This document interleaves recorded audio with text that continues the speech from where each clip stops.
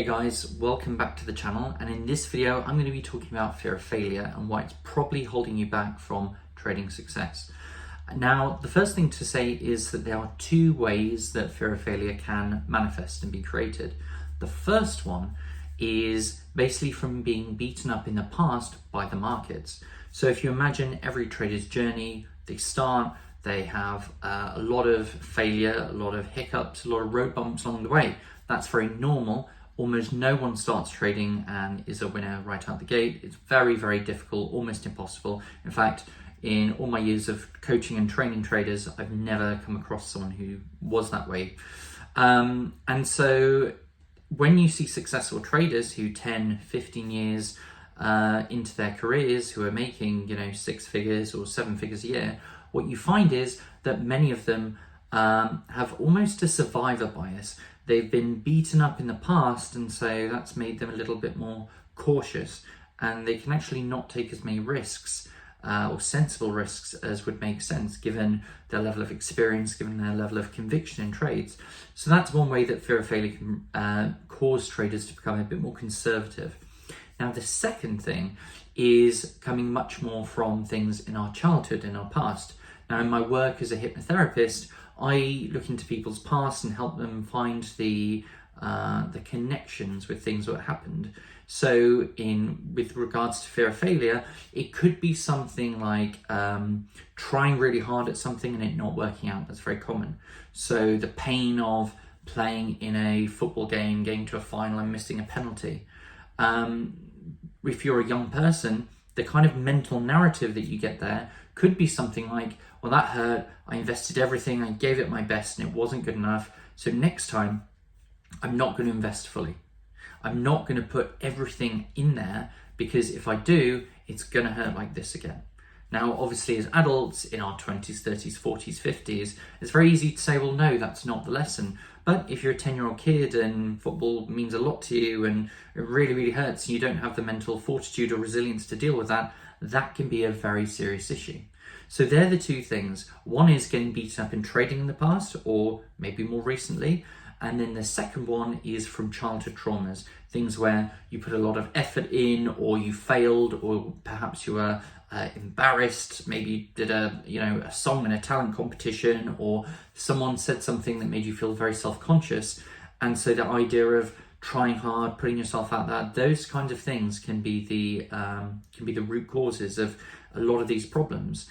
Now, the first thing to understand about that is that when you're thinking about fear of failure, that the only way out is through.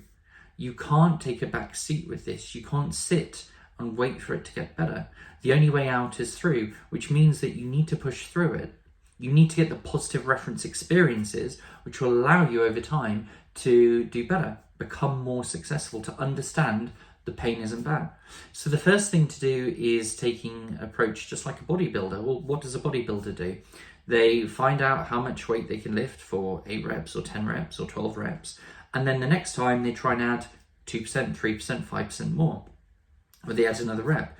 And so by going through this process and slowly increasing the increments, what you do is you get stronger over time. How does this affect trading?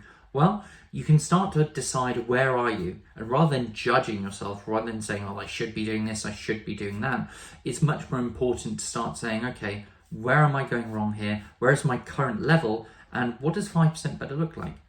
Maybe you find that you're hesitating a lot, the trades are coming up and you kind of freeze and you're getting worse prices. Well, in those kind of instances, it's important to think about, okay, well, what would an improvement look like? If you're taking 3 seconds for a trade, what would it feel like to just take 2 seconds? How could you do that? Maybe you take a deep breath. Maybe you have some kind of mental ritual. At the end of this video, I'm going to talk about 2 ways that I recommend to my clients to help you deal with fear of failure and to minimize it in the moment, so you actually have some tactics to use.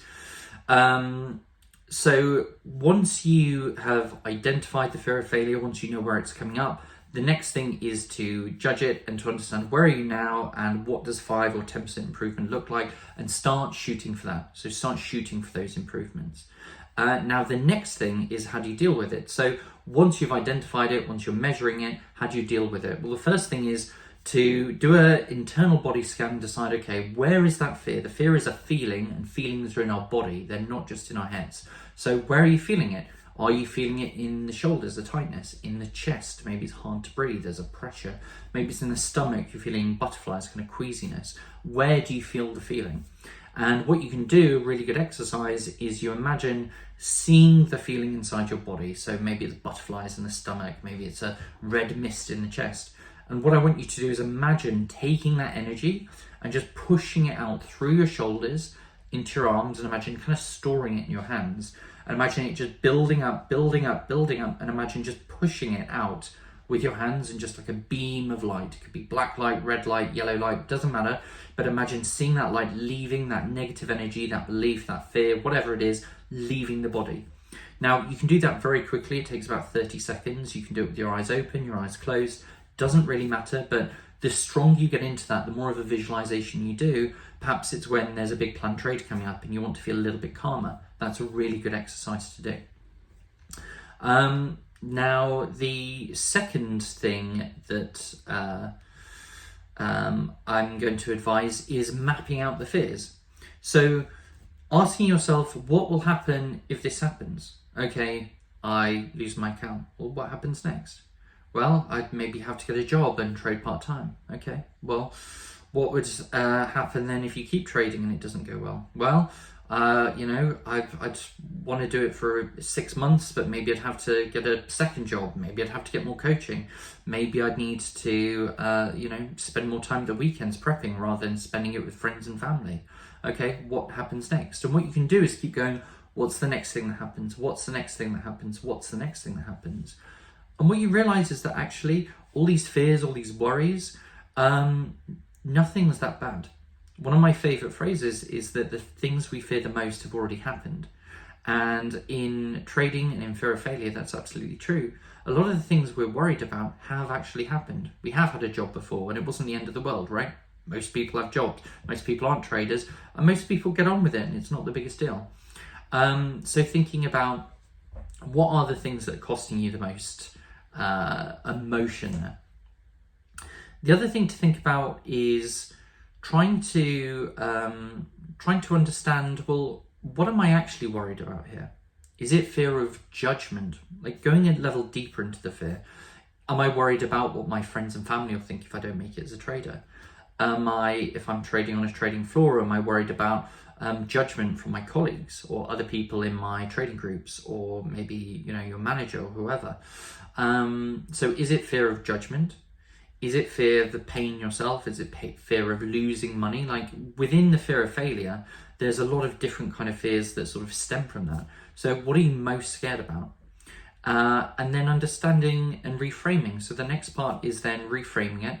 Well, what if I saw it that every time I make a mistake, every time I hesitate, every time I make the wrong trade, every time that it's actually a step in the right direction, right? In order to be great at taking free kicks, you've got to miss a lot of free kicks. That's part of it. If, you have to take 10,000 free kicks to be really good at them, taking the first 10, taking the first 100, taking the first 1,000, and being worried about missing a bunch really doesn't make any sense. You have to take a long-term mindset on this. And if you understand that the way to get the best feedback for yourself in terms of what you did worked is by fully committing to it. If you hesitate, if you're slow to put a trade on, or if you don't put a trade on that you should, you're not actually giving yourself correct feedback in order to learn from. You're not saying, okay, I hit that trade hard, it didn't work, what can I learn from this?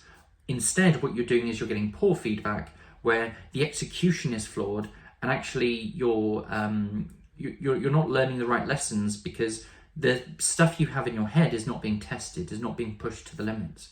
So you need to understand that actually, in order to learn, in order to grow, in order to develop, it's super, super important that you actually commit to the ideas you have, and with appropriate size and appropriate risk attached, but you do go for them. Because if you don't, what will happen is you won't get the right feedback and your learning curve will be a lot slower, whereas other people's is a lot faster. So I hope you guys find this interesting. I hope you found it helpful. Let me know in the comments, what are your biggest fears in trading? What things that hold you back the most? And like, subscribe, all that good stuff. And I'll see you next video.